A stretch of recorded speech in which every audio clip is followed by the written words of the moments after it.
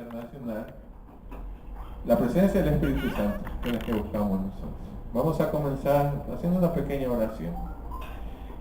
Querido Padre Celestial, te damos gracias por esta mañana, Señor. Te bendecimos, Señor.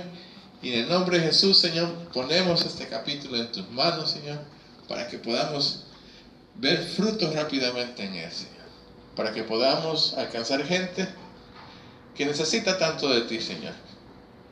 En este mundo tan atribulado, Señor, te pedimos que nosotros seamos luz donde se necesita. Y en esta zona particular, poder bendecirle, Señor. Te agradecemos en el nombre de Jesús, Señor. Amén. Amén. Amén. Gracias. Vamos a pedir a don Lucas Ramos que nos dé las palabras de bienvenida del capítulo de inicio. Así que, Lucas, yo sé que no le gusta el micrófono, como ayer lo dijo. Muy buenos días para todos. Es en verdad para mí un verdadero honor estar aquí enfrente de ustedes y gracias por acompañarnos y adornar este día. Wow, y tenemos 1, 2, 3, 4, 5 damas en esta mañana. Yo creo que nos deberíamos de sentir más que bendecidos porque estamos buscando acercarnos a Dios y creo que las añadiduras ya nos vinieron antes de tiempo, ¿verdad?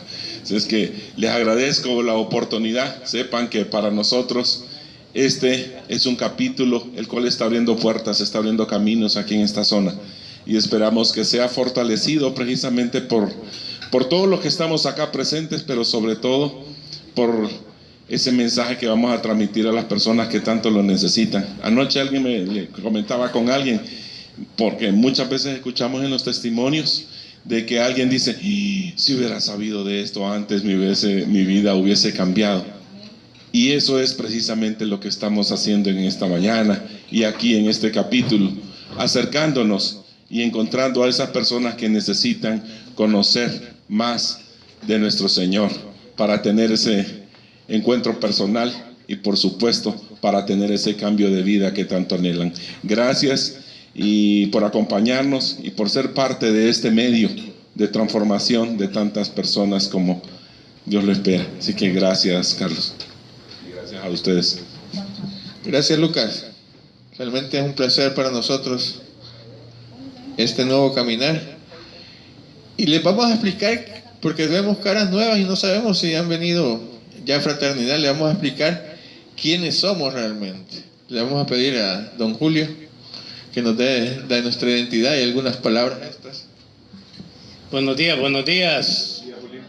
¿Cómo amanecieron? Bien, ¿va? Quisiera saber quiénes no conocen de Fraternidad hasta el día de hoy. No conocen de Fraternidad, ¿va? Miren, yo me recuerdo que un día mi hijo en su testimonio dijo: un día nosotros vimos arrodillado a mi papá por primera vez, hablando con alguien que no sabíamos quién era, estaba hablando solo. Y es que fue la primera vez que yo me hinqué a orar, porque ese día en la mañana yo había conocido un Dios en esta fraternidad. Y dice: yo había escuchado de Jesús desde pequeño, pero un día llegó Jesús para quedarse en mi casa. Y desde ese día mi casa cambió completamente. Amén. Les voy a contar, y desde ese día yo encarné lo que hoy les voy a transmitir, porque eso es lo que me ha transmitido las mayores bendiciones, la mayor paz, las mayores restauraciones. Yo me acuerdo que cuando mi esposa falleció, me recuerdo que unas tías de mis hijos, a 48 horas de haber enterrado a mi esposa, le dijeron a mis hijos que yo me tenía que casar. Y yo miré la mirada de mis hijos con una tristeza sin saber el futuro de ellos. Pero como yo ya era un hombre de Dios, sabía que tenía que hacer todo lo correcto ante Dios. Y ahí les prometí a mis hijos que iba a ser el padre y la madre que ellos esperaban. Y hasta el día de hoy Dios me ha permitido cumplir con esa promesa. Por eso, y desde que yo encarné estas palabras que yo les voy a decir ahorita, comenzó una carrera de muchos años que no ha parado y no creo que va a parar hasta el día en que yo me encuentre con Jesucristo frente a frente y vuelva a ver a mi esposa en el cielo. Así es que mientras esté en la tierra tengo que hacer una nueva vida. Bueno, somos la Fraternidad Internacional de Hombres de Negocios del Evangelio Completo. Palabras largas, pero las vamos a resumir. ¿Por qué somos Fraternidad Internacional? Es porque somos el movimiento laico más grande del mundo. Estamos en los 5 continentes, o sea que estamos en todo el globo terráqueo. Y en Honduras estamos en los 18 departamentos. ¿Por qué se llama Hombres de Negocios? Porque en nuestro seno asisten desde obreros, campesinos, artesanos, profesionales, ejecutivos, funcionarios y empresarios, y toda aquella persona que brinde sus servicios para llevar el sustento familiar para nosotros es hombre de negocios, o sea que aquí no hay acepción de personas. Gustamos reunirnos en lugares neutrales como ser cafeterías, restaurantes o hoteles, con el fin fundamental de escuchar el testimonio de vida de un hombre ocupado, un hombre común y corriente, que va a contar su vida, cómo era su vida antes de llegar a los pies de Jesús, cómo llegó y la maravilla que Jesucristo ha hecho en su vida. Pero aclaramos, no somos profesionales de la fe, no somos pastores, no somos sacerdotes, no somos iglesia, no somos club reformatorio, no somos club social, mucho menos secta, ni pretendemos fundar nada de eso. Aquí venimos de las diferentes denominaciones, católicos, evangélicos, protestantes, y toda aquella persona que tenga su doctrina, su credo o su ideología es bienvenido en nuestro seno, porque aquí no hay barreras ni económicas, ni políticas, ni sociales, ni ideológicas, mucho menos religiosas. ¿Cuál es el propósito fundamental de venir a estas reuniones? Que mediante ese testimonio de vida, nosotros empecemos a resolver aquellas graves decisiones que tomamos en el pasado y que hoy tienen graves consecuencias en nuestra vida actual. ¿Con qué finalidad? Con la finalidad de ser mejores padres, mejores hijos, mejores esposos, mejores empleados, mejores empleadores y mejores hombres de negocio. Y cuando yo escuché Fraternidad Internacional de Hombres de Negocios del Evangelio Completo, cuando dijeron Evangelio Completo, quedé como un curil cuando le echan limón, donde dije, ¿a dónde me han traído? Porque uno repele todo lo que es cristiano, pero entendí que Evangelio Completo son los milagros, los prodigios, las liberaciones, las sanaciones, restauraciones financieras, restauraciones familiares y restauraciones personales que aquí se dan. Ese es el Evangelio Completo. Y creemos en la palabra inspirada por Dios que está escrita en la Santa Escritura, que es nuestro código de vida y nuestro código de conducta. Creemos en el poder del Espíritu Santo de Dios que se mueve en cada reunión a la que venimos, y sobre todo que el centro fundamental de esta reunión es Jesucristo, porque Jesucristo es relación, no es religión. Así es que si ustedes encarnan estas palabras como un día yo las encarné, y por eso ahora yo me llamo de la gente más feliz de la tierra, no importando las circunstancias en las que yo esté viviendo. Así es, señores, esa es nuestra identidad. Bienvenidos a la primera reunión de Capítulo San Felipe. Muchas gracias, que Dios los bendiga. Gracias, Julio. En su mesa tenemos 2 sobres, 2 herramientas que nosotros utilizamos aquí en la fraternidad. Vamos a pedir a Germán que nos acompañe para que nos explique para qué son esos. Hola, buenos días, buen provecho para los que están comiendo. Pues quiero explicarles de estos 2 instrumentos que tenemos aquí, que podrán ver en cada uno de ustedes ahí en la mesa. Realmente esta es una papeleta. Ustedes dirían que es algo tan simple como un papel con un par de letras y un versículo, pero en realidad aquí creo que a través de este instrumento ha sucedido muchas cosas en la vida de mi esposa y en mi vida. Y nosotros como matrimonio, recuerdo, para contarles un poco, mi esposa pedía por un esposo extranjero, pues le salió un hondureño al final. Entonces como que el anhelo no fue tanto para ella, en realidad pedía por un costarricense en ese momento y terminé siendo yo primero. Bueno, pedimos por nuestro hogar, por nuestro matrimonio, por una boda, y ha resultado aquí. Realmente aquí se puede escribir de todo, como dicen, el papel aguanta con todo. Sabemos las necesidades que tenemos, pero realmente al final Dios las conoce. Y en realidad aquí lo que puede resultar no es tanto lo que uno escriba, sino cómo lo escriba, sino con fe, sino con esa convicción que realmente Dios tiene el control de cualquier situación que esté pasando uno, o cualquier carga que tenga o tribulación. Pues este otro instrumento, decimos, ese es el sobre. Esto no es para meter la papeleta una vez que la llenamos, sino que realmente es para depositar un poco lo que el Señor nos ha dado. Realmente esto no es diezmo, realmente esto es para pagar lo que son los gastos administrativos, como puede ser el traslado de la misma papelería como tal, los mismos desayunos como tal, y así también el traslado del mismo testimonio. Pero realmente estos son dos instrumentos muy simbólicos porque en realidad a través de aquí muchas personas hemos pedido y creo que el Señor ha respondido de una manera inimaginable y pues, ¿qué más decirles? Solo eso. Muchas gracias. Gracias, hermano. No se preocupen de que nadie lee esto. Al final oramos por ellos, la rompemos y lo que se escriba queda entre usted y Dios. Le vamos a pedir a don William Lazo que nos dé algunos anuncios. Muy buenos días, buen provecho. Pues quiero contarles que como estamos a final de periodo, a final de año, no tenemos muchos anuncios, pero sí los vamos a invitar de que cada martes, faltando 15 para las 7, nos acompañen y a medida que nos vamos reuniendo, pues van a conocer ya de los nuevos anuncios del nuevo periodo, del nuevo año que viene, que son bastantes. Y van a quedar encantados con todos los programas, con todos los eventos que los vamos a invitar. Ahorita pues quiero invitarlos, el único que tenemos es el Sahel para varones, que se realiza en Ciguatepeque, en nuestro centro de convenciones en Ciguatepeque, y va a ser el 1, el 2 y el 3 de diciembre. Así que pues yo los invito, allá suceden cosas maravillosas, allá todas las personas que han ido a un Sahel dicen, pues yo me traje un milagro, yo personalmente también me lo traje. Entonces pues sería excelente que las personas que no han asistido a un Sahel pues vayan por primera vez, y yo sé que así como yo lo recomiendo, también después en el futuro lo van a recordar. Y entonces pues invitarlos, ¿no? Para el próximo martes vamos a tener una reunión igual a esta, y después los vamos a invitar a una reunión de trabajo y los vamos a invitar a una reunión de oración, que también es excelente. Así que muy buenos días y muchas gracias. Gracias, William.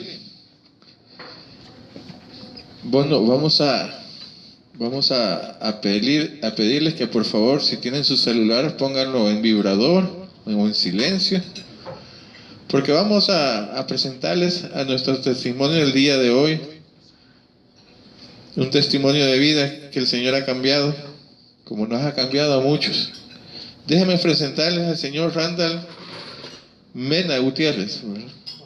Es empresario, tiene 30 años, está soltero, es de Costa Rica, del capítulo Costa Rica, tiene 11 años en la FINET, o sea que a los 19 años entró a la FINET. Director Nacional de Jóvenes de Costa Rica, por favor, recíbanlo con un aplauso.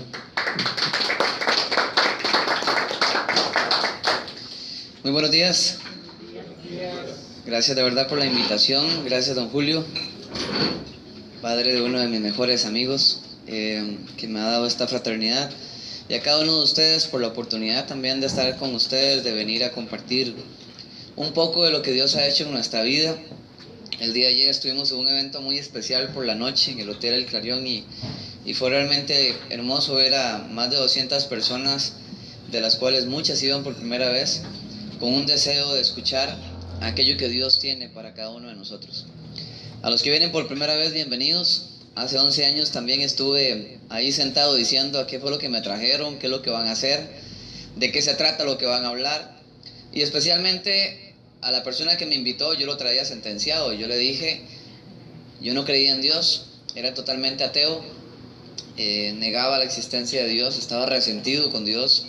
Y entonces a la persona que me invitó le dije, si yo llego a ese lugar y escucho gente que me diga amén, aleluya, Cristo vive y todas esas cosas, yo me voy de ese lugar, porque no quería nada de eso. Y de verdad llegué a esa reunión hace 11 años, un día lunes por la noche, con el oído bien parado, parecía un pastor alemán, ¿verdad? Esperando el primer amén o la primera sensación de que había algo religioso en ese lugar. y de verdad no escuché nada, no escuché música, no escuché absolutamente nada de lo que yo criticaba, juzgaba, porque no estaba preparado para escuchar eso. No estaba listo para que alguien me hablara de Dios de una forma religiosa. No estaba listo para que alguien mencionara palabras como unción y todas esas cosas que estaba tal vez cansado de escuchar. Yo quería escuchar algo diferente para mi vida. Quería escuchar algo distinto. Y Dios sabía que la única manera de que Randall llegara a conocer de Dios era por medio de la fraternidad. Esa organización hace 11 años fue la que Dios usó para tocar mi vida, para cambiar mi corazón, para cambiar mi familia. Había llegado con un intento de suicidio, había llegado con una depresión severa, había llegado cansado de vivir, cansado de todo lo que estaba a mi alrededor, creyendo que nada tenía una solución. Y creo que hay muchas personas que hoy vagan por el mundo pensando que su vida no tiene una solución, que ya todo está acabado, que no hay una esperanza para ser feliz. Hay muchos que hemos llegado a perder tanto que se piensa que nada se tiene y no se valora lo que uno está viviendo. Desde los 6 años crecí en un hogar disfuncional, en pobreza extrema, con muchas necesidades, con circunstancias difíciles, fuertes, con una mamá trabajadora, donde día y noche pasaba trabajando para poder alimentar a sus hijos. Somos 6 hijos de matrimonio y 11 que sumamos en total. Habían 5 fuera de matrimonio. Y siempre digo que éramos una familia muy acomodada, porque nos acomodaban todos en un solo cuarto y ahí cabíamos muy bien. Había mucha necesidad, mucha hambre. Vivíamos en un lugar, como lo llamamos nosotros en Costa Rica, que son los tugurios, los precarios, sin luz, sin agua, una casa que no era una casa normal. No habían puertas ni ventanas, sino unas cortinas que se ponían para tapar el viento y el frío. Y cuando uno comienza a crecer en esas circunstancias, no logra comprender el por qué está viviendo en esa situación. Especialmente porque mis compañeros de escuela siempre tenían una familia bien realizada, un hogar diferente, una casa digna donde vivir. Y eso yo lo notaba que en mi caso no existía. Y por supuesto que un niño es capaz de notar esas cosas. Es capaz de notarlo y de sufrirlo, porque conforme pasa el tiempo te das cuenta que el ser humano, sin querer queriendo, dijo el Chavo del 8, termina siendo muy cruel. Y a veces terminan riéndose los niños de vos porque no tenías lo que ellos tenían. Y diferentes cosas que de verdad fueron marcando mi corazón. Tuve un abuelo prepotente, un abuelo muy duro de corazón, un abuelo alcohólico, un abuelo que todo lo arreglaba con palabras fuertes, hirientes, con palizas, con golpes. Y él realmente comenzó a marcar a aquel niño de 6 años, 7 años, donde le decía, en este caso a mi persona, cuando trabajaba con él, yo llegaba de la escuela, me cambiaba el uniforme para poder ir a trabajar con mi abuelo en el campo. Y mi abuelo, sus palabras eran siempre hirientes: no servís para nada, sos un tonto, sos un bruto, sos un animal. Y comienzan a compararte y comienzan a decirte cosas que te hieren. Y yo creo que muchos de nosotros hemos crecido guardando en el corazón todo este tipo de cosas. Lo peor de que estas cosas pasen es que terminas creyéndote de que es real lo que te están diciendo. Terminas pensando que es cierto, que no servís para nada, que nunca vas a ser feliz.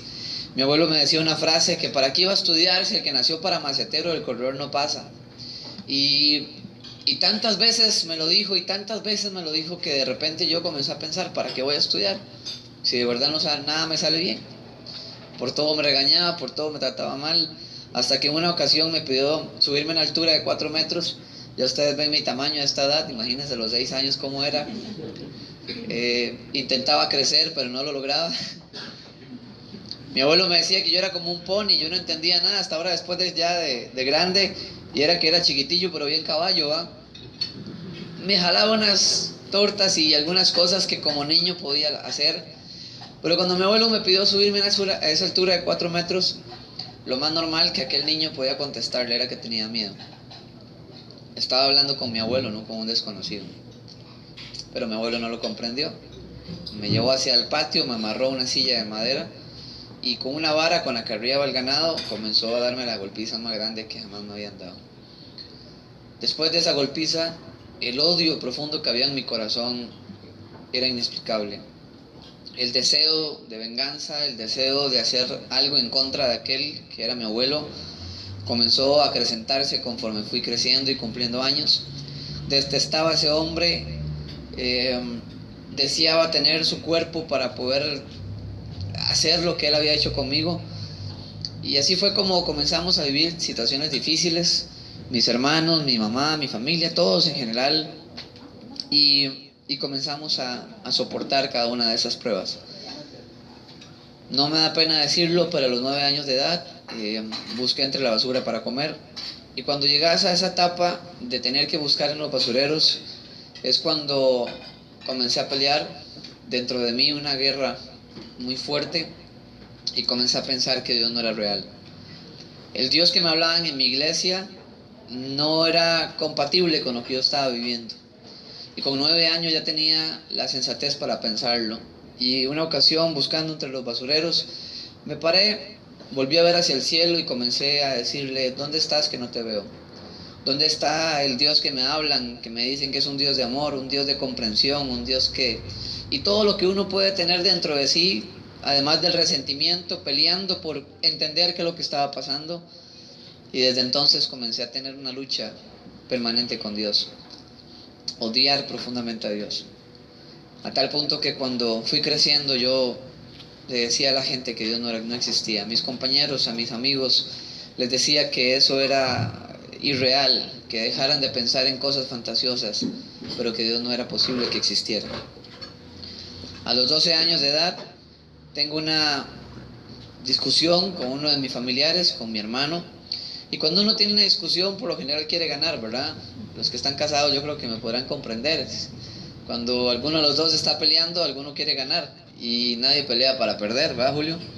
Entonces alguien dice algo, te dicen otra cosa, y terminas buscando, cargando dentro de sí como una memoria interna que uno trae para ver qué puedo decir, para decirle: esto que le voy a decir no tiene forma de ser refutado, y te sale con algo que te duele, y entonces hay un estira y encoge donde comenzás a decir cosas que después te puedes arrepentir, cosas que a veces en medio del enojo no sos capaz de discernir lo que estás a punto de lanzar. Y ese fue mi caso, peleando con mi hermano, discutiendo con él. Yo creo que todos, o no sé si todos, pero por lo menos yo sí lo viví. A todos los que hemos tenido hermanos mayores, siempre hay un hermano en la familia al cual se le dice que es el adoptado. No sé si a ustedes les pasó. Y a mí me pasaban diciendo que era el adoptado de la casa. Entonces cuando yo quedaba solo, esperaba que todo el mundo se fuera y me metía al cuarto de mi mamá a escarbarle todos los papeles para ver dónde decía que yo era adoptado. Agarraba las fotografías y a ver si me parecía la nariz, las orejas, las cejas, lo que fuera, a mi papá o mi mamá. En mi casa todos tenemos la facilidad para dibujar, especialmente mis hermanos son caricaturistas profesionales, y entonces me hacían en caricaturas y siempre dibujaban una familia y alguien por allá como en un botecito tipo el Chavo, y yo siempre le decía: ¿y qué es eso? Ah, ese es en el bote que trajeron a usted el día que lo adoptamos. Esas cosas parecen broma, pero dolían en el corazón. Y entonces cuando estoy discutiendo con él, yo ya aproveché que lo había cortado su novia, y entonces era como meter el dedo en la llaga, y me le fui por ese lado, y lo último que él me dijo fue que de una vez por todas comprendiera que era el adoptado de la familia. Tuve tanto enojo que lo único que le dije fue: pues ojalá que lo mate un carro, hijo de tal. Al día siguiente ese accidente de verdad sucedió, y fue realmente difícil enfrentar esa situación, fue realmente complicado. Buenas noches, muchachos. Bienvenidos. Realmente fue difícil, fue en mi graduación, tan siquiera un día después. Yo me di cuenta que lo que usted lanza con su boca, lo que usted es capaz de decir, puede provocar vida o puede provocar muerte. Si usted tiene a alguien cerca y le decís que va a ser la persona exitosa, tenés un hijo al cual le decís que lo amás, que es especial, que es extraordinario y que va a ser exitoso en todo lo que haga, su hijo va a ser exitoso. Pero si usted crece escuchando que no vas a servir, que no lo vas a lograr, que es un inútil, eso es lo que usted está lanzando en contra de esa persona. Y eso fue lo que yo tuve que recoger. Lancé una palabra de muerte en contra de mi hermano y efectivamente fue atropellado por un carro. Este accidente lo dejó parapléjico, muerto del pecho para abajo, con una muerte neurológica. A través del accidente el impacto más fuerte fue en su cerebro y comenzamos a librar una batalla muy fuerte, y yo personalmente, una batalla que se llama culpabilidad, una voz que comenzó a perturbarme todos los días de mi vida, diciéndome: le dijiste lo que le dijiste y hoy tienes a tu hermano en un hospital.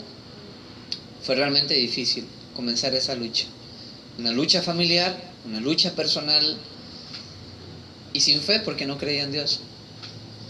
¿A cuál Dios iba a buscar para pedirle un milagro? Comenzó una época pero muy complicada para él, estiras y encoges, luchando por la vida, en estado vegetal. Y así fue como ingresé al colegio, y cuando ingresé a la etapa de mi colegio, pues imagínense ustedes los vacíos que llevaba por dentro. Y cuando uno tiene esos vacíos tan grandes, el ser humano anda siempre en una lucha incansable por alcanzar la felicidad, por buscar el éxito. Y por ende, cuando uno trae vacíos tan grandes en el corazón, intenta de muchas formas ser feliz. Y uno cree a veces que lo está intentando en la forma correcta, pero en realidad cada vez se va hundiendo más porque no ha logrado tener el discernimiento para decir: me estoy equivocando. Y fue lo que yo hice, tratando de buscar llenar esos vacíos que traía por dentro, lo que había vivido en mi infancia, tratando de tener la cercanía con alguien, de tener un amigo. Comencé a cometer errores muy grandes. Comencé a fumar, después alguien por ahí me presentó las cervezas, después el licor. Nunca nadie me puso un revólver en mi cabeza, pero cuando hay esa búsqueda incansable, cometes ese tipo de errores y comencé a tomar. Y no a tomar poquito, sino a tomar en serio. Cada vez se fue acrecentando aún más un problema de alcoholismo con tan solo 14 años. Después de eso, un día muy alcoholizado, alguien me dijo: para que no llegues a tu casa y se den cuenta que estás alcoholizado, pegues a esta raya que está aquí. Y comencé entonces a consumir drogas. Me di cuenta que de verdad me bajaba el alcohol. Entonces comencé a meterme cada vez más y más y más, a tal punto que ya me enfiestaba, me iba a los diferentes lugares, discotecas, y comencé a tratar de disimular el dolor que traía por dentro. Era ese tipo de persona que se subía en una tarima a bailar con todas las mujeres, porque había un premio con una caja de cervezas, tratando de demostrar que era feliz, con una sonrisa de oreja a oreja, pero con un corazón totalmente destrozado. Hay muchas personas que andan allá afuera disimulando que hay felicidad, disimulando que viven una vida plena, que hoy están disfrutando una fiesta, pero cuando llegaban a casa, al igual que yo, llegábamos a llorar en silencio, porque solamente uno por dentro sabe cómo se siente. Ese vacío cada vez era más grande, cometí muchos errores, mis hermanos, cada uno por su lado, también cometiendo errores, destruyendo el corazón de mi madre, una mamá que venía del hospital cansada de estar con mi hermano, y nadie lograba valorar ese esfuerzo.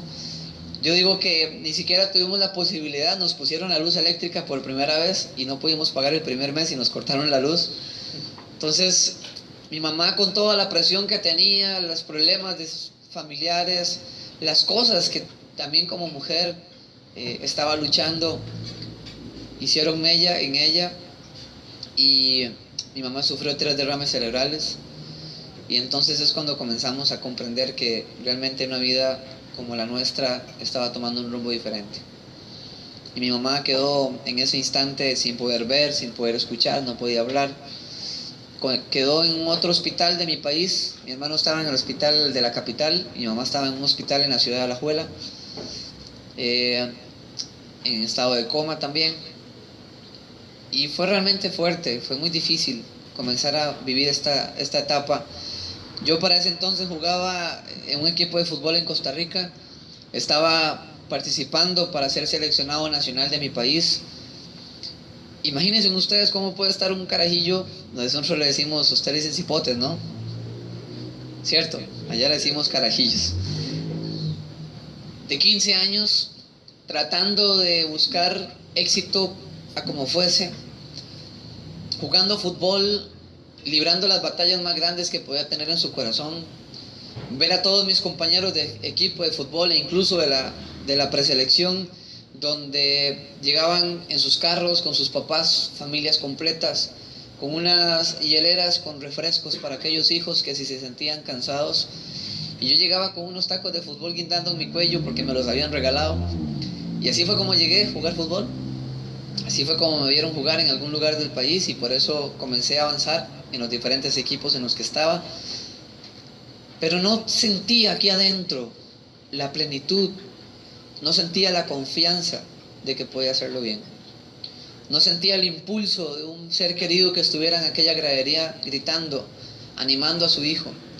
Yo veía padres de familia en mi etapa de más chico, cuando empecé a jugar fútbol, que el hijo podía ser el más malo del mundo para jugar ese deporte, pero para sus padres era el mejor hijo, el mejor futbolista. Y yo anhelaba con todo mi corazón tener eso.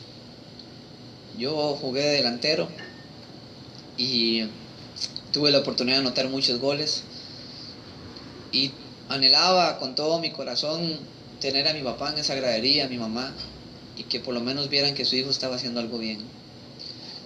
Pero en esa etapa, mi mamá en un hospital, mi hermano en otro hospital, los problemas cada vez peores, la pobreza que creo que alcanza aún más rápido la vida de la familia. Y pude comprender por qué mi padre no estaba con nosotros y guardar el resentimiento más grande que jamás había guardado. Mi papá había tomado la decisión de suicidarse, y con 15 años yo creo que un joven no está listo ni preparado para ver a su padre en una plana de un periódico, postrado frente a una cama, totalmente desangrado, porque había tomado la decisión de suicidarse en un hotel allá en mi país. Realmente comencé a sentir la sensación más horrible dentro de mí, el resentimiento más grande. Y cuando yo fui invitado a esta organización, ya podrán comprender por qué yo no quería escuchar nada de Dios. Cuando a mí me invitaron a esta fraternidad, yo estaba en un partido de fútbol un día domingo, y había un compañero de equipo que siempre se notaba que era distinto, había un brillo en él, era diferente, se notaba a leguas, como decimos, por todos los sectores que usted lo viera, que ese muchacho era diferente a los demás. Para ese domingo, un día antes, que fue día sábado, estaba yo sentado en un puente viendo hacia el vacío, pensando si me tomaba la misma decisión que mi padre había tomado. Ya estaba cansado de vivir, ya estaba cansado de luchar con 18 años, 19 años.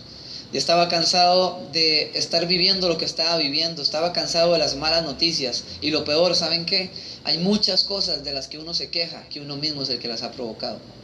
Uno anda buscando culpables alrededor de uno, pero jamás tiene la capacidad de decir: yo necesito cambiar. Yo no necesito que cambien los que tengo cerca, yo necesito cambiar.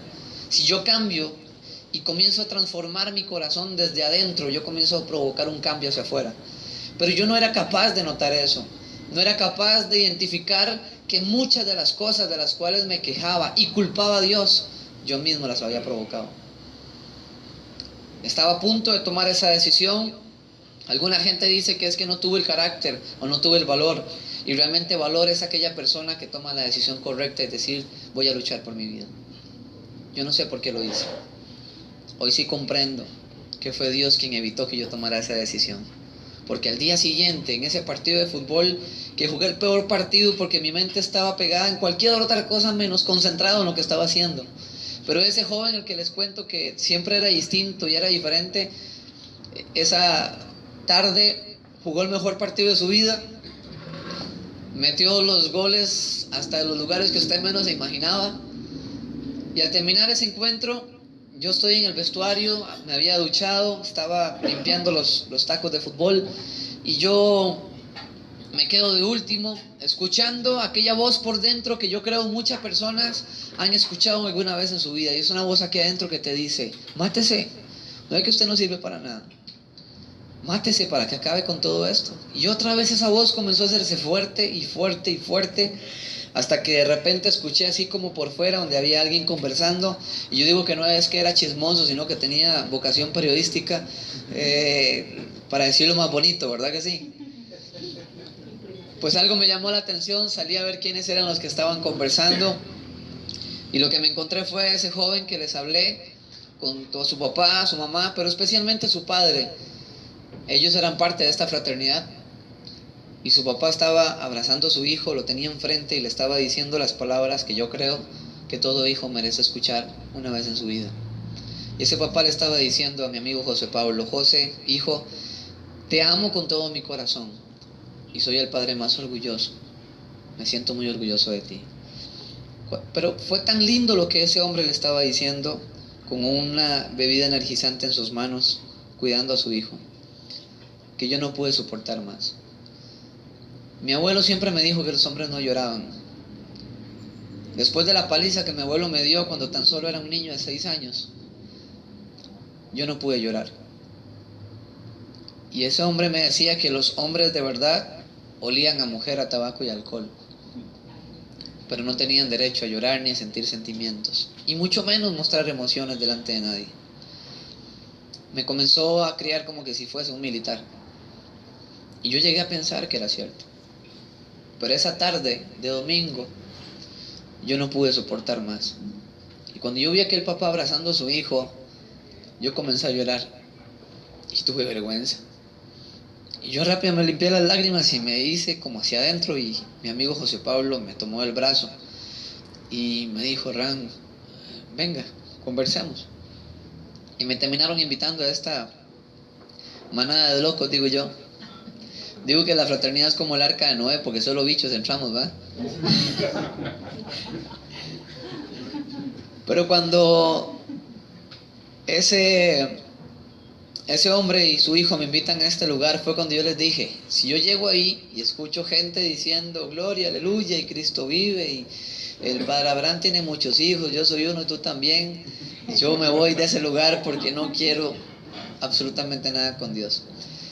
La única persona en esta situación tan difícil que podía ayudarme era Dios, y yo me estaba negando a su ayuda.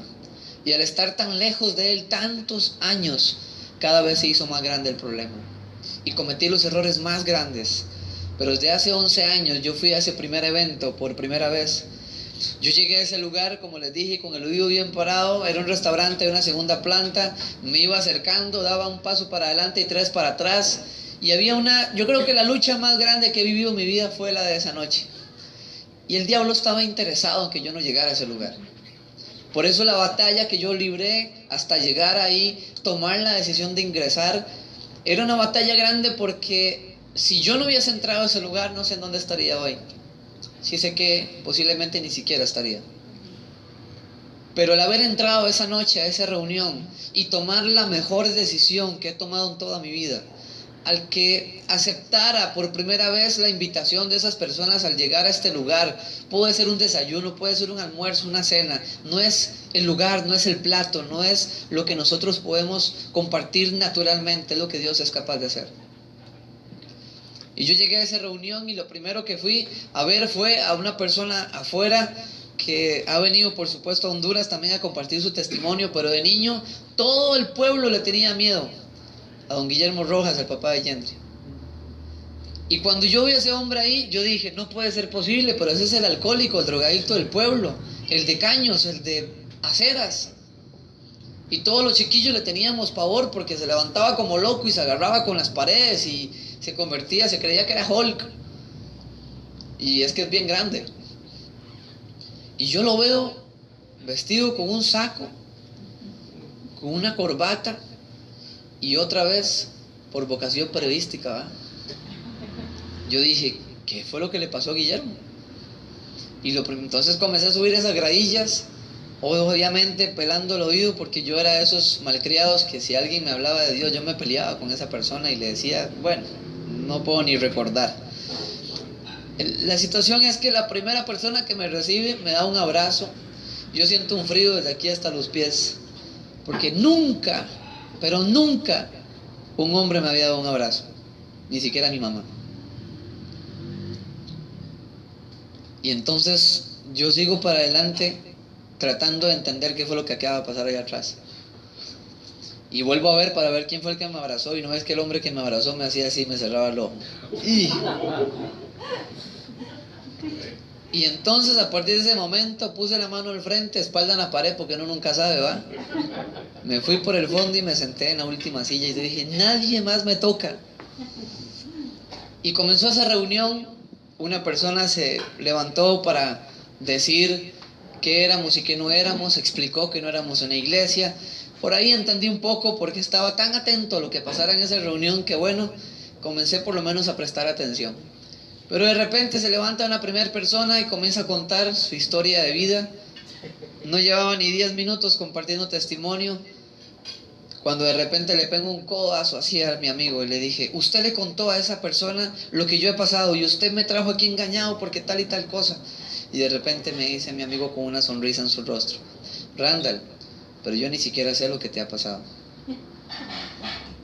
Y de verdad comprendí que ni él, que era mi amigo, sabía lo que yo estaba pasando. Solamente había alguien que podía hacer posible que ahí al frente estuviera una persona contando mi propia vida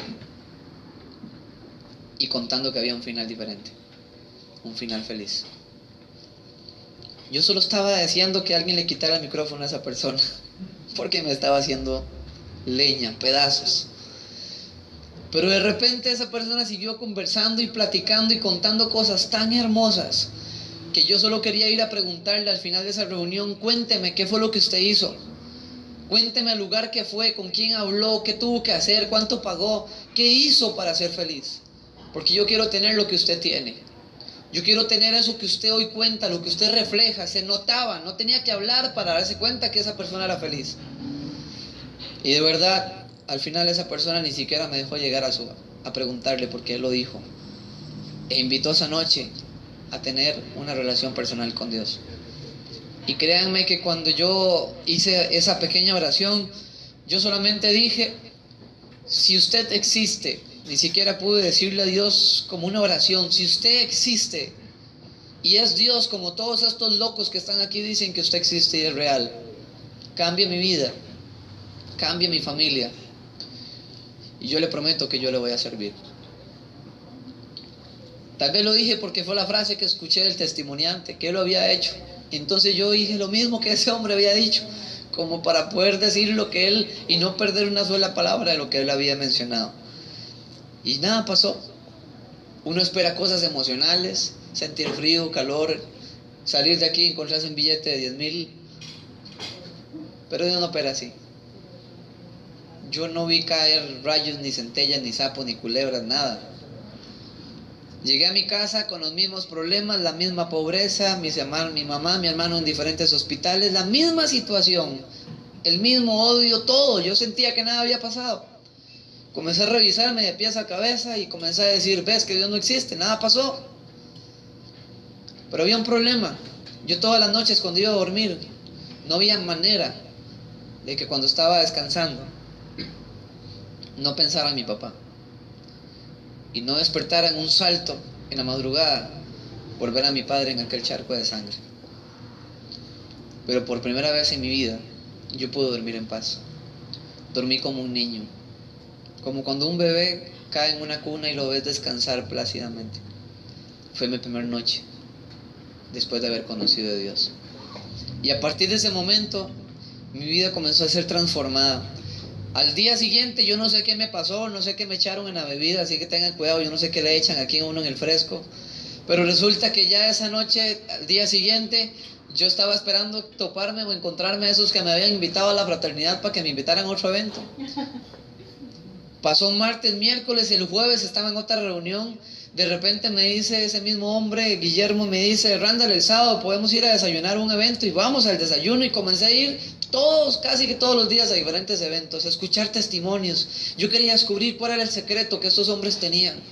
Comencé a ser amigos, comencé a escuchar historias, hasta que un día escuché una historia que yo dije, no hombre, si a mí la droga no me dejó loco, a ese chaval lo dejó peor que yo. No es que hablaba de perdonar, hablaba de pedir perdón. Y yo decía dentro de mí, pedir perdón a los que me han hecho daño, perdonarlos después de lo que me hicieron, tengo que estar muy borracho. Pero fue tantas las veces que escuché la palabra perdonar, y no solo escuchar, ver el fruto que produce. que tenía 3 meses de estar en la fraternidad y de repente me llegan a decir que a mi abuelo le detectaron cáncer terminal y que está agonizando. Si usted me hubiera dicho eso 3 meses antes de esa reunión, yo hubiera pegado brincos, hubiera hecho una fiesta con bombas y con todo lo que hubiera sido posible. Por fin mi abuelo se iba a morir. Pero cuando yo escuché esa noticia, aquí adentro, comencé a sentir algo. Y empecé a escuchar algo aquí adentro, muy dentro de mi corazón, que me decía, tenés que ir a perdonar. Y yo dije, me volví loco. Y un día sábado, en la tarde, tomé la decisión. Perdonar no es un sentimiento, es una decisión que se toma. Y me fui, busqué la casa de mi abuelo. Estaba todos mis familiares, tíos, primos, todo el mundo estaba en esa casa porque ya mi abuelo estaba agonizando. Y todo el mundo cuando me vio fue como haber visto un fantasma, ¿va? Me pusieron guardaespaldas porque creyeron que iba a ser el tiro de gracia. Sabían que yo odiaba a mi abuelo con todas mis fuerzas. Y pedí que me dejaran a solas con él. Creo que fueron demasiado confiados porque así lo hicieron. Llegué, toqué la mano de mi abuelo, le tuve que hacer así para que despertara y le dije, abuelo, quiero decirle algo. Yo por mucho tiempo he deseado verlo así como está. Te he odiado con todas mis fuerzas, he deseado que te pase lo peor toda mi vida. Tengo 19 años de estar esperando que este día llegara. Mi abuelo tenía unos ojos así pelados, escuchando aquello de mi boca, y le dije, pero hace 3 meses yo conocí de un Dios y ya no pienso igual. Yo quiero que puedas irte en paz. Yo quiero pedirte perdón porque te he deseado la muerte, te he deseado lo peor. Y te quiero perdonar. Porque siendo mi abuelo, siendo mi sangre, destrozaste mis sueños. Y no puedo olvidar esa paliza que me diste. Mi abuelo me tomó del cuello y yo cerré mis ojos pensando que me iba a golpear porque fue un hombre tan agresivo que a veces es difícil de explicar y que la gente pueda comprender a lo que me refiero. Era un hombre tan soberbio, tan orgulloso, tan prepotente que era imposible que me pudiera escuchar ni siquiera un minuto. Mi abuelo me jaló hacia su pecho. Aún recuerdo su fragancia, sentir el calor que tenía en su pecho. Nunca había estado tan cerca de mi abuelo.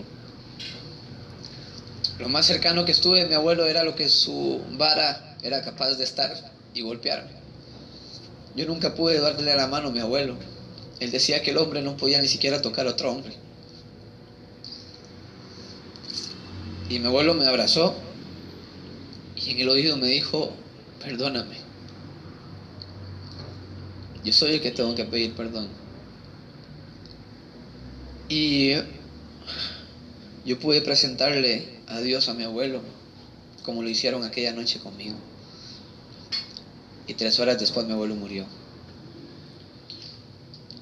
Yo no sé cuánto tiempo pude haber durado abrazado con mi abuelo, pero yo sí sé que duró más que la paliza que él me dio siendo un niño. Y sentir la sensación de perdón es lo más hermoso que me ha pasado. Se siente que algo se suelta desde adentro. Y pude estar en el funeral de mi abuelo, cargué la caja de mi abuelo. Para todos los que estaban en ese entierro, decían que posiblemente era hipócrita lo que estaba haciendo, pero solamente Dios y yo sabíamos lo que estaba sintiendo mi corazón. La libertad, el gozo, la alegría. Esa misma tarde, después de enterrar a mi abuelo, todo el mundo fue a su casa. Yo salí hacia el cementerio donde estaba enterrado mi papá y hice un pacto con Dios en ese lugar y le dije, Dios, yo quiero perdonar a mi padre por lo que hizo. Y te prometo que cuando yo tenga mis hijos voy a ser el mejor padre del mundo porque ya sé lo que se siente crecer, vivir todo lo que se sufre cuando no tienes un papá a la par. Y mi vida comenzó a ser diferente. Desde que yo pude perdonar, las cosas comenzaron a ser distintas. La bendición comenzó a llegar a mi casa, comencé a recuperar la capacidad de soñar, comencé a luchar por mis sueños, a luchar por lo que yo creía que siempre estuvo ahí tirado en un basurero. Pero cuando uno tiene a Dios es imposible no tener sueños. Cuando tenemos a Dios es imposible no tener la capacidad de ver más hacia adelante, de ver éxito, de comenzar a a proyectarte con tu familia, a pesar de que veas a toda tu familia destrozada. Dentro de mí yo decía, lo voy a ver, lo voy a ver, lo voy a ver. Yo quiero decirles hoy, mis amigos, que 11 años después de haber conocido de Dios, de haber aceptado a Jesús en mi corazón, de tener a esa persona como mi amigo, Dios comenzó a cambiarme. Ustedes se pueden imaginar lo que fue llegar donde estaban mis compañeros o amigos de drogas y de alcoholismo. Me dejaron de ver por un tiempo y lo primero que me preguntan es: ¿qué te hiciste, Randall? ¿Dónde estabas metido? Y ¿cómo hacía yo para explicarle a los que yo había convencido que Dios no existía, de que ahora sí tenía a Dios en mi corazón? ¿Cómo hacía yo para poder hablarles de la palabra Jesús si yo me había dado la tarea de convencerlos a todos de que Dios era un invento? Y viera usted lo que me pasó, ¿va? Apenas me dicen: ¿pero qué te habías hecho? La respuesta que les di fue: no es que me enamoré de un hombre. Todos se les paró el pelo de este vuelo. ¿Qué? No, espere, déjenme explicarles. No nos explique nada, ya entendimos qué fue lo que pasó. Y yo: no, espérense. Es que lo que quiero decirles es que me enamoré de Jesús, me enamoré de Dios. Y cuando eso pasó, les di mi testimonio y comenzó un cambio en mi vida. Desde hace 11 años yo no pruebo ni un solo tipo de droga, alcohol, cigarro. Fui totalmente libre de esos vicios. Comencé a provocar en cada uno de mis familiares algo distinto. El cambio comienza en mí. Yo no puedo esperar el cambio en los demás. Es por mí que comienza. Y entonces comencé a ver realmente cosas especiales. Comenzamos a orar y a clamar por milagros. Tenemos un Dios que hace milagros. Y puedo decirles que mi mamá, mi hermano, ambos despertaron de coma. Hoy son extraordinariamente felices. Ambos están en silla de ruedas, pero yo estoy convencido que la buena obra que Dios inicia, Él es fiel en terminarla.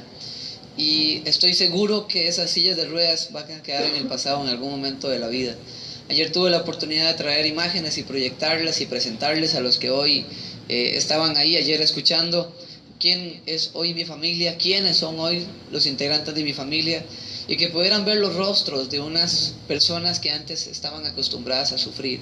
El ser humano puede acostumbrarse a sufrir, pero cuando Dios toca la vida de una persona, lo mejor que puedes hacer es acostumbrarse a ser feliz.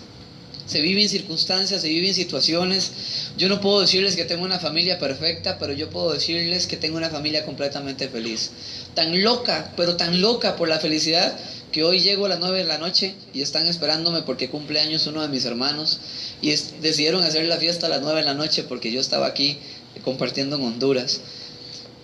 Tengo 19 sobrinos, 11 hermanos, 5 sobrinos nietos. Ustedes se podrán imaginar qué familia más loca, ¿va? Todos conocen de Cristo. Mi mamá, yo siempre digo que parece un caos vial aquello, porque mi mamá pasa en la silla de ruedas por este lado, mi hermano por el otro. Es aquella loquera por estar juntos. Dios me permitió tener la capacidad de decir: ya nunca más vamos a vivir en la pobreza. Alguien tiene que creer y creerle a Dios de que nosotros podemos ser exitosos. Terminé mi universidad, comencé a luchar por mis sueños, pude sacar mi propia marca de ropa. Yo siempre digo, un son de broma y con humildad lo digo, que de niño a mí me regalaban ropa porque no tenía ropa para vestir. Yo recuerdo que a veces mis vecinos me decían: vaya, póngase la mejor ropa para que venga a la fiesta. Y yo me iba a ponerme la mejor ropa y llegaba, tocaba la puerta, me decía la señora: pero ya, ¿y nos ha ido a cambiar? Imagínense ustedes qué clase de ropa tenía. Y digo que hoy día, de niño no tenía ropa, hoy Dios me da tanta que hay que venderla, ¿verdad? Tengo mi propia marca, tengo una tienda de ropa, distribuimos en todo el país, tengo una empresa también de uniformes, y Dios ha venido bendiciendo mi vida, bendiciendo mi familia. Dios me permitió construir una casa completamente nueva para mi familia. Ya no vivimos en un precario, ya no vivimos en la pobreza. Hoy Dios nos da y nos bendice, que más bien podemos ayudar a otros para ser felices. Eso es lo que Dios hace en una persona cuando abre su corazón a Dios. Y a veces digo, pasé tantos años siendo un cabezón y sufriendo, cuando tenía ahí con el cual me peleaba, y era la única persona que puede ayudarme, y era Jesús. Hoy soy completamente feliz. No hay perfección en lo que hacemos. Por supuesto que lucho todos los días de mi vida para no fallar. Es la lucha incansable en la que estamos todos nosotros, los que estamos en la fe. Luchar, buscar a Dios íntimamente para realmente encontrar la plenitud. Y es lo que queremos para ustedes hoy que vienen por primera vez. Yo no soy pastor, no soy sacerdote ni estudiante. No soy preparado teológicamente para dar una prédica. No puedo andar una Biblia al brazo predicando por las calles, pero sí puedo con una sonrisa ver a los ojos a cualquier persona para decirle: hoy, después de muchos años, Dios es real. Dios existe. Dios es capaz de cambiar aún lo más imposible que para el ser humano en este momento esté librando. Las batallas más grandes, cuando nosotros le decimos a Dios: sea el centro de mi corazón, está uno listo para ser feliz. Y aquella noche, eso fue lo que ese hombre dijo. Cuando yo estaba ahí sentado diciendo qué es lo que hizo, cómo hizo para ser feliz, ese hombre dijo: si usted quiere hoy ser feliz y quiere disfrutar la plenitud de lo que Dios puede hacer, yo quiero invitarte, dijo esa noche, a que puedas hacer esta oración. Y cuando dijo oración, yo dije: bueno, voy a repetir lo que ese hombre dijo, y yo quiero invitarlos en esta mañana a que la podamos hacer. Quiero pedirles que cierren sus ojos, por favor, y que podamos decir juntos: Señor Jesús, en esta mañana yo reconozco que te he fallado, pero me arrepiento y te pido perdón. Te pido, Señor, que vengas a mi corazón y rompas con toda cadena, con toda atadura que yo haya hecho, consciente o inconscientemente, y libremente yo te acepto y te reconozco como mi Señor y mi Salvador personal. Y te pido, Señor, que guíes mi vida y la de toda mi familia a partir de este momento. Así sea. Así es, mis amigos, que de verdad gracias por invitarme, por pasar esta linda mañana juntos, y que la pasen, como decimos en mi país, pura vida. Bendiciones.